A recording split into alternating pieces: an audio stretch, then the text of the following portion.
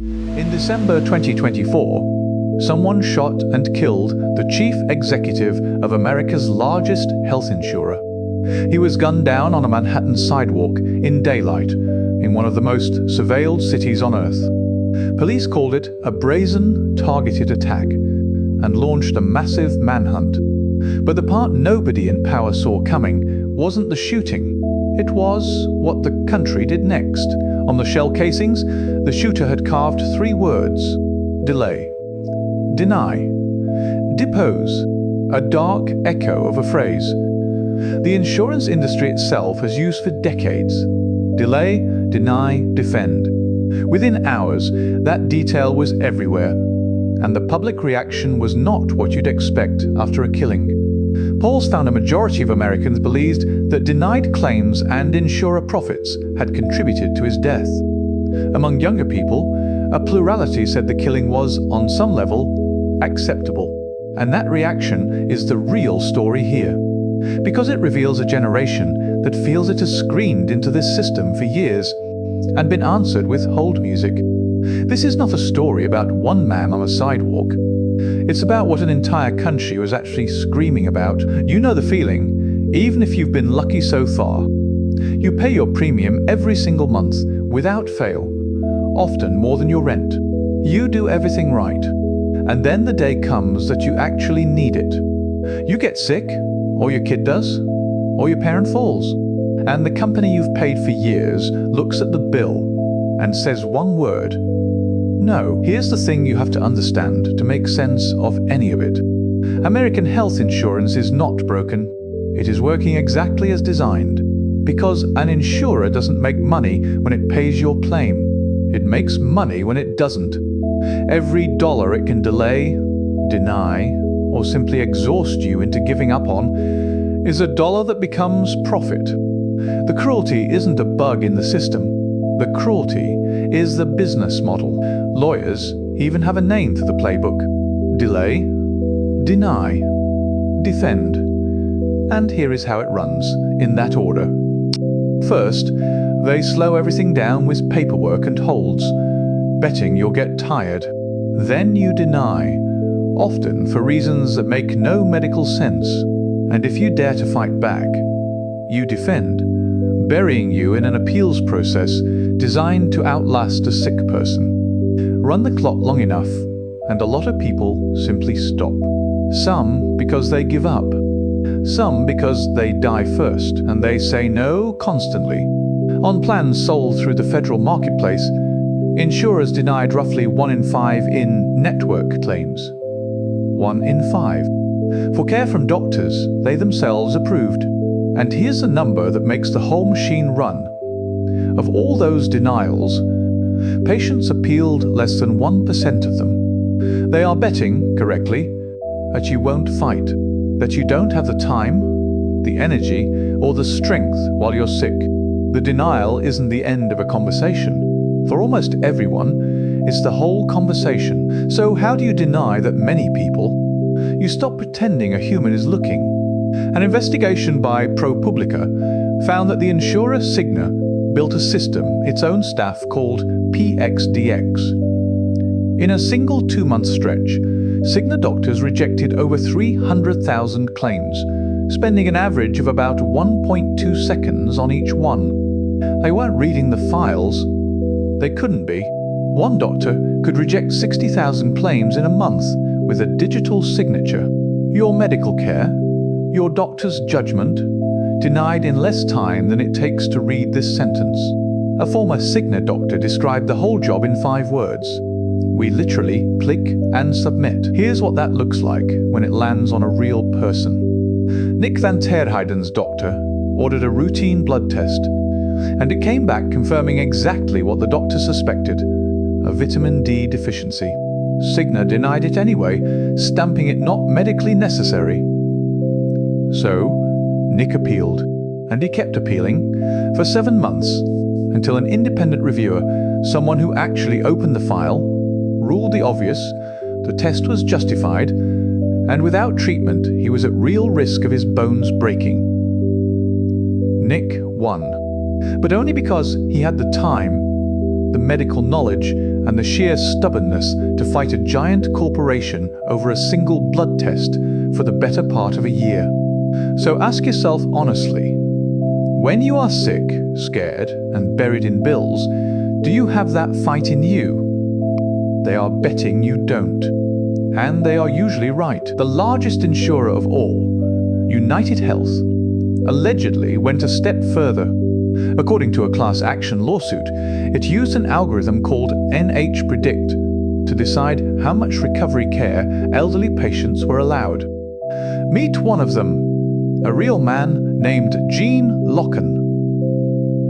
Gene was 92. He fell and he broke his leg and his ankle. His own doctors said he needed more time to recover. The algorithm said no. United Health cut off his coverage. His family, refusing to abandon him, paid roughly $168,000 out of their own pockets so he could keep his care until he died, and Gene was not alone. Dale Tetzloff had a stroke at 74. He needed time in a nursing facility to recover, the kind of care that can decide whether a person walks again or never does. The same algorithm cut him off. His family appealed and got rejected. They appealed again and got rejected again. In the end, they paid more than $70,000 out of their own savings just to keep caring for him. Two families. Two elderly men. The exact same three-letter answer, handed down by a machine that never once met either of them. And here is the single detail that exposes the whole thing as a lie. When these algorithmic denials were actually appealed, the lawsuit alleges that around 90% of them were overturned. 90%. The denials were wrong almost every single time, and they worked anyway, because almost nobody has the strength to fight a corporation while they are caring for a dying parent. That sky-high error rate was not a malfunction. It was the entire point. A machine that is wrong 90% of the time still prints money, as long as you are too exhausted to argue with it. And if you think this cruelty is just a glitch of the AI age, go back to 2007 and the 17-year-old named Nataline. She was fighting leukemia, and her liver was failing. Her doctors at UCLA, including the head of their transplant unit, said a liver transplant could save her life, and begged her insurer to approve it. Cigna refused, calling the transplant experimental. So her family fought back, out in the open. Nurses and protesters gathered outside Cigna's offices with the news cameras rolling. And under that glare, the company finally reversed itself and agreed to pay. Nataline died hours later. The denial was never really about the medicine. It was about the money. And it has worked that way for a very, very long time. And before you even get to a denial, there's the wall they build in front of the care itself. It's called prior-authorization. Before your doctor can do what they trained for years to do, they have to stop and beg the insurer for permission. It buries physicians in paperwork, and it delays treatment for people who do not have time to wait. Doctors will tell you on the record that patients have gotten sicker, and some have died while waiting on a corporation to approve the care their doctor already ordered. But denial is only one way. They bleed you. To understand the prices, you have to meet the most powerful middlemen you've never heard of, pharmacy benefit managers, or PBMs. 3 of them now control around 80% of all prescriptions in the country. They sit between you, your pharmacy, and the drug company, and they take a cut of everything, while deciding which medicines you're even allowed to get. The Federal Trade Commission has accused them of inflating drug prices, including, in some cases, the price of insulin, a drug that costs a few dollars to make. And now, watch the trap close. The same giant that sells you the insurance also owns one of those PBMs. It owns pharmacies, and through its Optum arm, it has quietly become the largest employer of doctors in America. So the company deciding whether to approve your care, the company setting your drug prices, and the company that may now employ your own physician can all be the same corporation. They don't just have a seat at the table anymore. They own the table, the chairs, the deck, and the house. It's the same story at the hospital. Decades of mergers let giant chains and private equity firms buy up hospitals and physician groups, then jack up prices because you have nowhere else to go. It's how you can get a bill for thousands of dollars from a doctor you never chose. At a hospital, your own insurance told you was in network. A surprise, they call it, as if the price of saving your life were a weather event and not a decision someone made. Add it all up, and you get a number that should not exist in a wealthy country. Somewhere around 100 million Americans carry medical debt, and study after study finds that illness and medical bills are tied to most personal bankruptcies in this country. Sit with that. In America, you can have insurance, follow every rule, pay every premium, and the single diagnosis can still wipe out everything you've ever saved. Getting sick is one of the fastest ways to go broke. On purpose. So where does all of it go? Follow the money. United Health Group alone now pulls in around $400 billion a year, making it one of the largest companies on earth. Its executives are paid in numbers most patients can't fathom. And remember the engine underneath all of it. Every claim they delay, every drug they mark up, every appeal you're too exhausted to file, flows straight to that bottom line. They are not failing to help you. They are succeeding at the actual job, which is extracting money from your fear of dying. And why is every bit of this legal? Because the industry spends staggering sums to keep it that way. It is one of the most powerful lobbies in Washington. And the door between the companies and the regulators who are supposed to watch them revolves so fast, it's a blur. When the people writing the rules are the same people who profit from them, delay, deny, and defend stops being a scandal. It becomes the law. The system was captured quietly and handed to the people holding the clipboard that says no, which brings us back to that December morning. Look again at the reaction, this time to understand it. When millions of people, especially the young, responded to a killing with grim, exhausted recognition instead of horror, they weren't really reacting to a stranger's death at all. They were reacting to their own lives, to the feeling of having a parent denied care by an algorithm and dying while you fight an appeal nobody reads, to the feeling that the official channels, the appeals, the regulators, the polite hold music are all theatre, that no one with power is coming to help. That is the thing most of the headlines missed. What they read as cruelty was, for a lot of people, grief. The kind that's been ignored for so long, it curdles into something harder.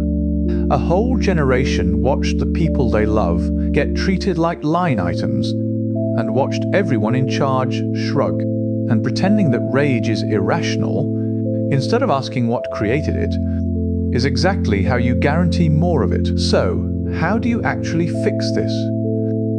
Here's the trap almost everyone falls into. They try to make the denials a little less evil. Add a human reviewer here. Cap a delay there. Slap a fine on the worst offenders. But you cannot reform a machine whose entire business model is saying no.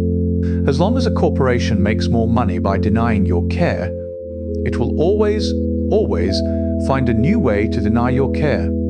The problem was never one cruel insurer or one bad algorithm. The problem is that there is a profit motive sitting in the gap between you and your own doctor. So you don't tweak it.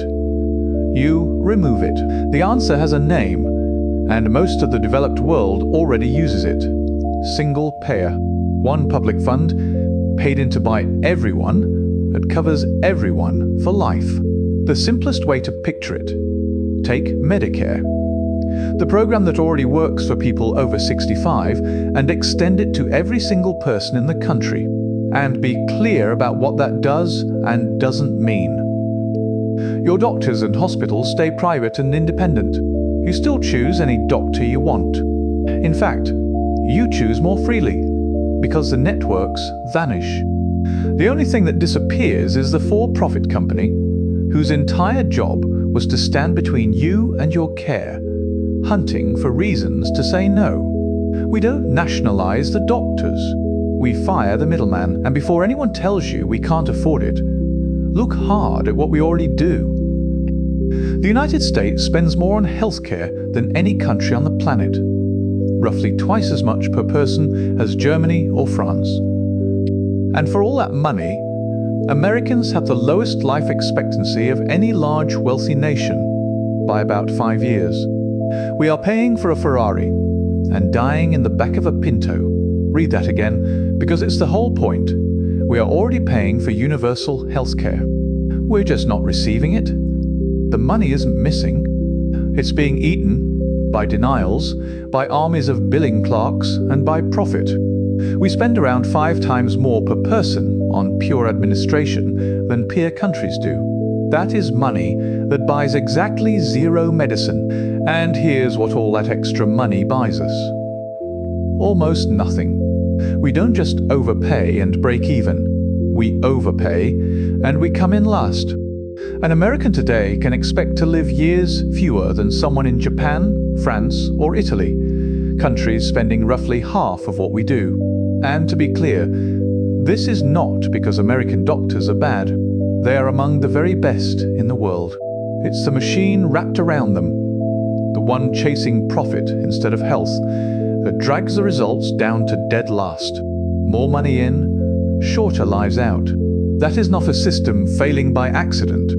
It is a system that was never really built around your health in the first place, and we don't have to guess what happens if we cut the middleman out. Researchers at Yale ran the full numbers and published them in The Lancet, one of the most respected medical journals on earth. A single-payer system, they found, would save the country around $450 billion every single year, and it would save more than 68,000 American lives annually. 68,000 people who die right now in the richest country in history simply because care was too expensive or got denied. And here's the kicker. The whole thing would cost less than what households and employers already pour into premiums today. Yes, your taxes would go up, but they'd replace your premiums, your deductibles, your co-pays, and your surprise bills. And for the overwhelming majority of people, the math comes out in your favor, often dramatically. And if your gut says single payer has to mean endless waiting lines and rationed care, look at Taiwan. In the 1990s, they studied every health system on Earth and built a single-payer plan from scratch. Today, it covers all 23 million of their people, with satisfaction rates above 90%, short wait times, and total freedom to pick your own doctor. Their administrative cost is around 2%. Ours, once you count the insurers and the mountain of paperwork they generate, is in a different universe. They proved it can be built, and built well, in just a few years. The waiting line horror story is mostly a tale told by the people who profit from the system we have. So picture it, just for a second. You get sick. You go to any doctor you choose. You get care. You go home. No network to check. No prior authorization.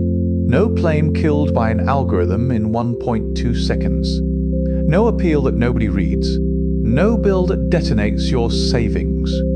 No choosing between a treatment and your rent. That is not a utopia. It is, more or less, an ordinary Tuesday across most of the developed world. The only reason it sounds radical here is that an entire industry has spent billions of dollars making sure it does. So if it's cheaper, saves lives, and the entire developed world already does it, why don't we have it? Follow the money one last time. The health insurance industry is one of the biggest political donors in the country, and it writes checks to both parties. And so the debate you are allowed to hear is rigged from the very start. On one side, the push is to gut what little public role exists and hand the system even more completely over to private insurers. The exact companies you just watched deny people care for profit. On the other side, you get a genuine mix. Some want to keep tweaking the Affordable Care Act. Some push a public option, a government plan sold right next to the private ones. And some, to their real credit, actually fight for single payer. But here is the trap. The tweaks and the public option, whatever the good intentions behind them, leaves the for-profit middleman exactly where he is, still standing between you and your doctor, still paid to say no. They are lipstick on a pig, the same broken machine wearing makeup. And the politicians who know full well that single payer is cheaper and saves lives, but who keep retreating to those half measures to keep their donors comfortable, are not being moderate or pragmatic or grown-up. They are being cowards. Because sometimes the compromise is not the safe, reasonable middle ground. Sometimes it is just the wrong answer, dressed up to look responsible. So, what do you do today while we fight for that? 2 things. First, appeal. Appeal everything. Remember that 90% of those algorithmic denials got reversed the moment someone pushed back. The entire machine is built on the bet that you're too tired, too sick, or too scared to fight. So every single time you do, you break it a little. And second, the bigger one. Treat this for what it actually is, a political fight, not a personal failing. Single payer will never arrive because an executive has a change of heart. It arrives when enough people decide that a country rich enough to deny care is rich enough to simply provide it. Before we go, remember a name. Gene Lokken, 92 years old, a broken leg, and doctors who only wanted to help him heal. An algorithm said no, and he spent the last months of his life as a line item. His own family had to buy back dollar by dollar until the day he died. He was not a statistic. He was somebody's father, somebody's grandfather. And every year, tens of thousands more Americans slip away exactly like Gene did, not from a lack of medicine, but from a decision made by a stranger paid to make it, that the medicine cost too much. That is the real body count of the word no, because make no mistake, the insurers will fight this with everything they have, and they have almost everything. They'll call it socialism. They'll call it rationing. They'll warn that you'll lose your choice of doctor, which is rich, coming from the people who deny you that choice every day for profit. But the reaction that swept this country in December was rage at a system that does not have to exist. It wasn't handed down by nature. It was built by people with names for a number on a spreadsheet. And anything people built, people can tear down and build better. The first step is the simplest and the hardest one there is, refusing to accept that any of this is normal. We don't need to beg a machine to stop saying no. We need to stop paying it too.